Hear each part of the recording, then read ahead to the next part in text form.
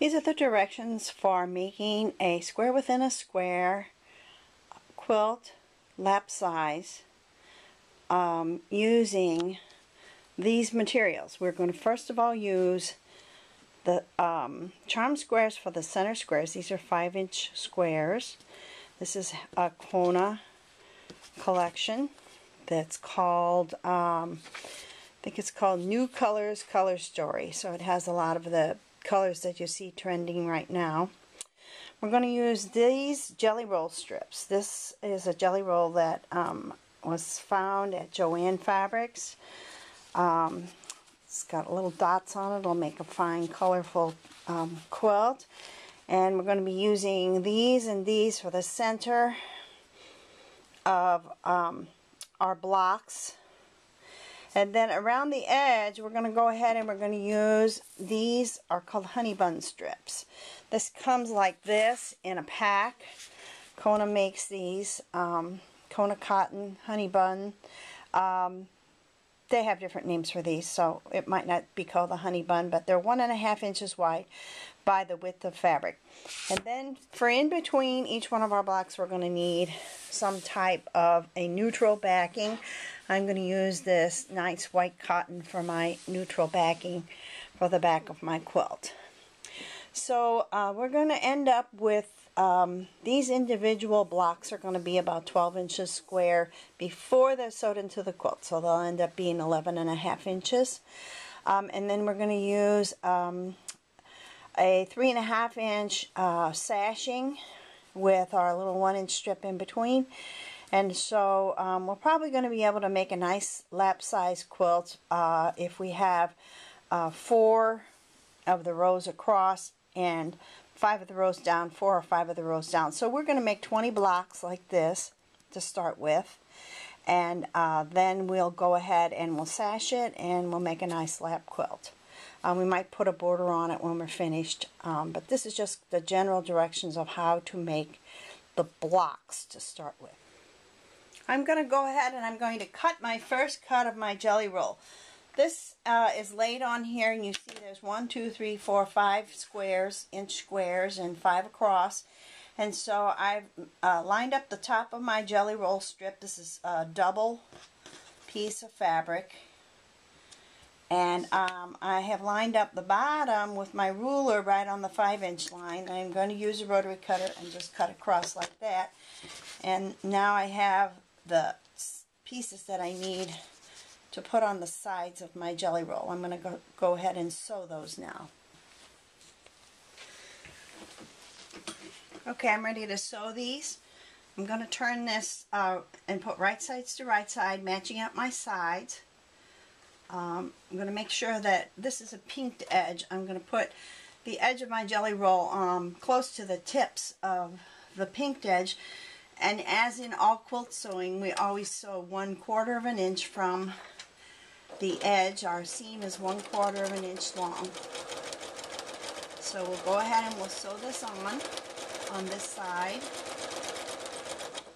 And this machine has a thread cutter, so I'm going to cut that off. Now I'm going to put this piece on the other side, line it up the same way so I can sew my 1/4 of an inch seam.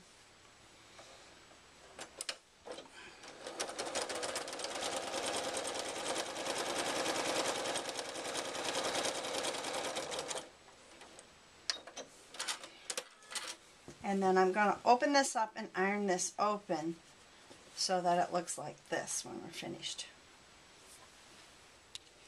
Whenever we're ironing, it's always best to go like this to set your seam. It helps it to open up more neatly. And then we're going to roll this back like that, and the same on the other side.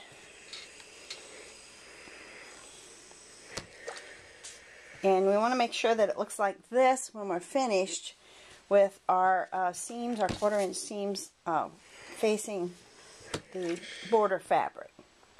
Next thing we're going to do is we're going to cut our pieces for the top and for the bottom.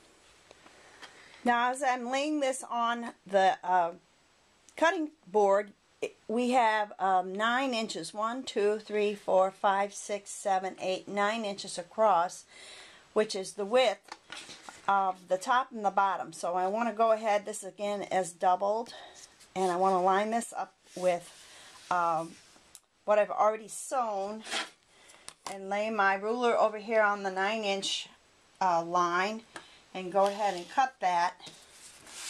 And now I have the 2 pieces that I'm going to use for the top and the bottom of my square within a square.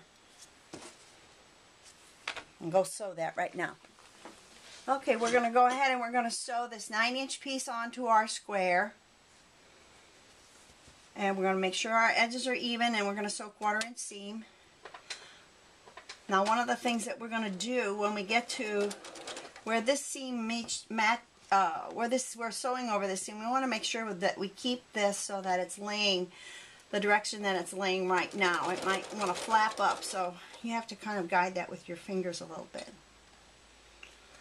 And the other side won't flip up because it's already pressed going the way that the machine will want to move it.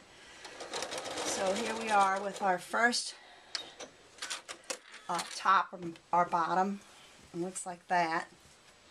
And then we're going to sew the other one on this side. Now you can pin if you want to. It's really, you'll probably begin to get in the hang of making these, and you won't really see the need for pinning after a while. If everything is straight, you really don't need a pin, because right now we're not matching seams or anything like that.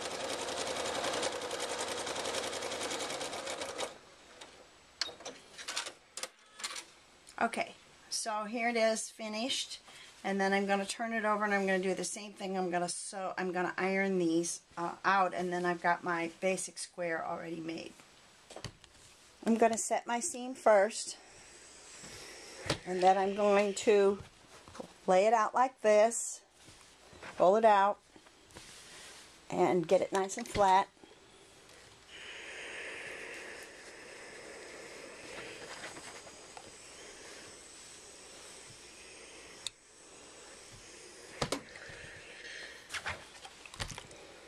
Going over on the other side, make sure that all my seams are going the right direction.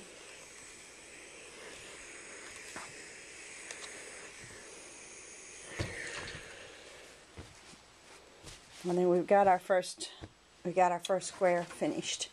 Now we got to put the black border around it, but before that, you see I've got a little bit of trimming up to do. That's called squaring up, and now's the time to make sure that we've got it square. That if we made a little mistake with sewing a little one side or the other side, that we can trim it off right now, and then our block will be perfectly square when we get ready to do the next step. Okay, we've got our 9-inch square block, and now we're going to add our black sashing. So we're going to take this black Kona strip, and I'm going to go ahead and measure 9 inches for the sides. I'm going to double this again, and I'm going to use this rule right here. Will help us trim off this evenly at the top, and then down at the bottom. We'll go ahead and we'll mark this at 9, and we'll cut it off. And then this, these are our 2 pieces that we'll use for our sashing on both sides. Okay, sorry, I had that television up too loud. I hope you could hear me. Alright, now we're going to do the other side. And got our 1/4 inch. My machine has markings on the bobbin cover right here that helps me to line up. If I keep the edge of my fabric right on that mark, then I'll be able to keep my consistent 1/4 inch seam. Some people have a foot that's called a 1/4 inch foot that's narrower than this, and it's got a little blade on the side of it to keep you doing your 1/4 inch stitch. They're generic, and you can probably find them any place that sells sewing machine accessories. That if you want to get one of those to help you, you can find them easily. This is what the 1/4" foot looks like. I put it on my machine, and I'm going to use that from now on. This little blade right here is where you butt the side of your fabric up against, and then you're sewing within the foot so that you can do your actual 1/4 inch. Okay, now I'm going to iron these. I'm going to set my seams first, and then I'm going to roll them back.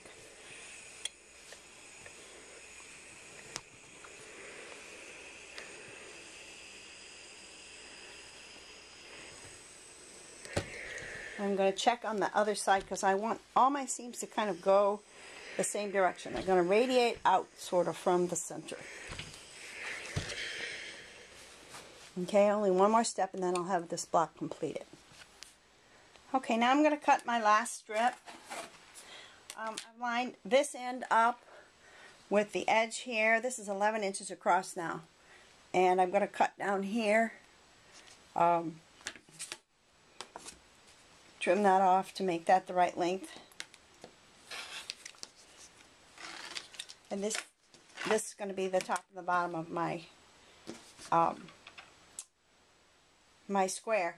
Now here's what you need for each square. Okay, you need one 5-inch square or charm square.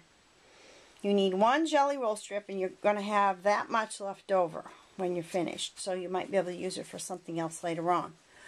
And then you need one honey bun strip, which I only have a little tiny bit left over, so that pretty much is used up.